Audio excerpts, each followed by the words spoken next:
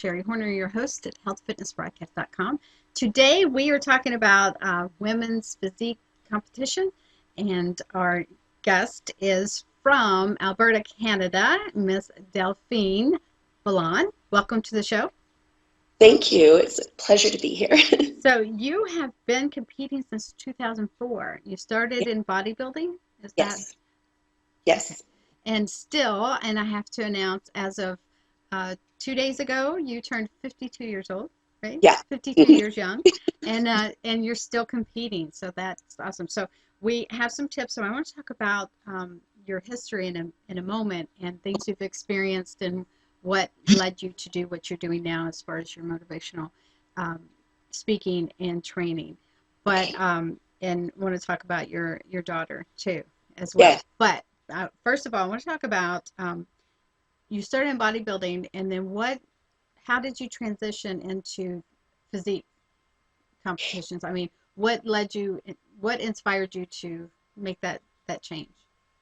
Actually, because I loved competing, I enjoyed bodybuilding, definitely, but I was more of a woman's physique competitor built. Bodybuilding, I'd have to get a lot bigger in order to be really competitive. And I wasn't prepared to do that. So I was going to just gracefully exit the arena, I guess, or the industry. And then Women's Physique Division came along, and it's a perfect fit for me because it really encompasses more your middleweight female body builders, and if they had more of that structure, that was going to be the thing that the judges were looking for, and that's what they wanted. So it was a perfect fit. So it came right at the same time that I was about to exit the industry. Okay, great. So if we could start out with a couple tips on competing, getting prepared. We can talk about nutrition and then talk about getting prepared for those that have never competed before, because I'm sure it's scary. But once you've done it, you get your feet wet a little easier the next time. Yeah. Oh, yeah. Every time that I get ready for a show, I learn something new about myself, about my body, and something new that helps me to get even further to get to my goals, get to a level of leanness.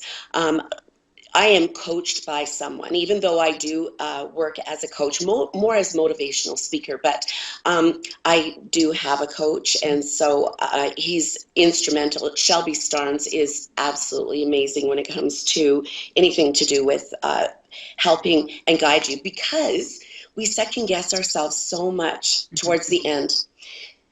And we need that objective eye. A lot of us do anyway. In fact, most pro physique competitors have a coach. They just to have that extra eye. But no, absolutely love the fact that I've learned some really new things recently with regards to getting ready for a show, and that one of them is drinking way, way, way more water than what I normally had done in the past. And I know that sounds boring. In fact, a lot of people, you kind of see them when they ask me certain questions. They're expecting, okay, what new supplement or what kind of regimen or what magic do you drink more water? Are you and you see their eyes glaze over. Yeah, but keeping track of it also, because a lot of times we may think we drink more than what we do. No, you're absolutely right. And then Record. in order to lean down and to preserve muscle, we have to eat low carbohydrates. Well, when you do that, you're going to deplete your body of its natural, I call it a sponge. It keeps the water high in the body. So it keeps you hydrated. Carbohydrates do. You're not eating them. You're going to expel a lot of water. So I drink, well, for those in Canada, it's 4 liters gallon jugs of water. So we have the metric system, so we use liters. In the United States, you use gallons, and so I drink 2 gallons of water per day, and I fill them up every morning, or I will buy new gallon jugs, and yeah. Awesome. That's Awesome. that was a big part of it, though, was because it maintains balance throughout the whole body. Everything becomes balanced. Well, it's great that you have that coach, because I do believe every coach needs her own coach. Like every Right. trainer Yeah. needs her own trainer, and even every psychiatrist needs her own psychiatrist. So Good that is point. great that you have that coach. So what are some other nutrition tips you can give? Well, definitely to lean down, a person does have, I mean, not even just to get to the level of competing that I do, but to stay lean, if for just the average person, yeah, our carbohydrates have to be lowered to some degree. Of course, tracking our calories and our exercise, definitely that's a big part as well. So really, this is my best tip. Food is fuel. I do enjoy my food and I do prepare it in a way that, well, I'm permitted. I mean, I can't use a lot of sugary sauces and things like that, and I don't like that anyway. But at the same time, we don't limit salt or sodium. And that's another big one. That's your body's natural way of eliminating a lot of water, but also a lot of toxins and such. So no, it's a great way to flush the system. But so I honestly, low carb, higher fat for females especially, but even men benefit from higher fat in their diet. And their eating plan, and it keeps you satiated, so then you're not always hungry, but even increasing your water makes it so you're not hungry all the time, and intense cravings and things like that. Yeah. So speaking of intense cravings, when you do get those, Mhm. maybe they're few and far between, but if you do, what are some tips that you can give to, like, okay, You're right. turn and run the other way? No, but Sherri, you're right. You will get sometimes, honestly, I get into such a mindset and such a focus that all I can think about are my goals. Right. Even when it comes to, like, my birthday, for instance, you had mentioned it was yesterday, and I had no desire at all, to eat anything that wasn't on my food plan at all. My daughter, who does compete, you had mentioned her, but she was going to bring over no, birthday. It's a protein powder called birthday cake. Is the flavor. Oh, nice. We're gonna have that together. But honestly, no, I have absolutely no desire. So let's say I want a cinnamon bun. Okay, well then maybe I might put cinnamon and Splenda on my oatmeal. That sounds really boring, but you get into No, such a but it mindset where satisfies. Yeah, satisfies. food is fuel. And honestly, I keep repeating that. If I ever do get into a situation where I'm getting more hungry, or I get stuck in traffic and I can't get to my food fast enough, kind of thing, then I'll just repeat little sayings. Food is fuel. It's not that important right now. We can wait for a little bit. Yeah, little things like that. Little sayings in the back of my head Yeah. always help. But no, having strong goals will make strong results. And the mindset, you mentioned mindset. So, what are some ways that you can get into the mindset? Because when you mentioned before about everyone has that little bit of uh, self doubt. So, when you have the mindset, like let's suppose someone is competing for the first time and they know this is what they're going to do and they know what they have to do to get there, but then there is some self doubt that comes in. Do you have any tricks to or sayings that you say to yourself to take that negative thought away and dismiss that self doubt? A lot of times self-doubt is because people have these conceptions. Like, for instance, they're trying to win a show. I'm never ever trying to win a show as much as I want to give my best, because what I compete in is a very subjective sport. It depends a lot, especially women's physique division. It's so new, and especially in Canada, and the judging is different. I hate to say it, but right now they don't have a really great list of criteria for us. So be the best that you can be on the stage at that day, and show up. And if that's what they like, great. So I don't have I have a desire to do my best. And wherever that kind of leads me is where, you know, I'm going to be best anyway. So it's really, and you always have that mindset of trying to improve what you brought to the stage last time you competed. And that's kind of you'll hear that a lot amongst physique, or anybody who competes in a physique type of industry. Yeah. Gotcha. So you offer you have your motivational speaking Yeah. and your coaching. So I will have Delphine's contact information in the description box if anybody wants to contact her with any questions or um, so Can we talk about your daughter? Okay. What happened with her, and if you could share that story. Yeah. So Vanessa was about 16 years old. Her and her sister were both in a car accident. So they both did modeling. They both are, especially Vanessa, was a singer, and they were young. And anyway, they hit some gravel and they rolled the car in the middle of the night. And Carissa held her sister's head against the steering wheel and figured, okay, I got to get help. Saw that there was a dot in the middle of the road, and here it turned out to be their cell phone. So she stabilized her sister and she crawled out and called 911, and they were able to come very quickly. They gave Vanessa a corticosteroid injection. They do that for anybody who they suspect has spinal cord injury because it did look like to them. And well, knowing what we know now, it would have appeared to anybody that she had spinal cord injury because she couldn't feel her legs. She was conscious, but she couldn't feel her legs. Her head was flopping when she did move it. And so there were a whole bunch of things. As well, she had oozing fluid coming out of her nose. So that cerebral fluid mixed with blood, and it will be an oozing fluid that comes out. Yeah, she has some slight amount of brain injury. She wasn't a vegetable or anything like that, but she did have some brain injury that came with that as well. So 4 breaks to the neck is what happened to her. Wow. Yeah. Yeah. And so when she recovered, Yeah. as her recovery moved along, how did she? Yeah, she went from being a complete quadriplegic.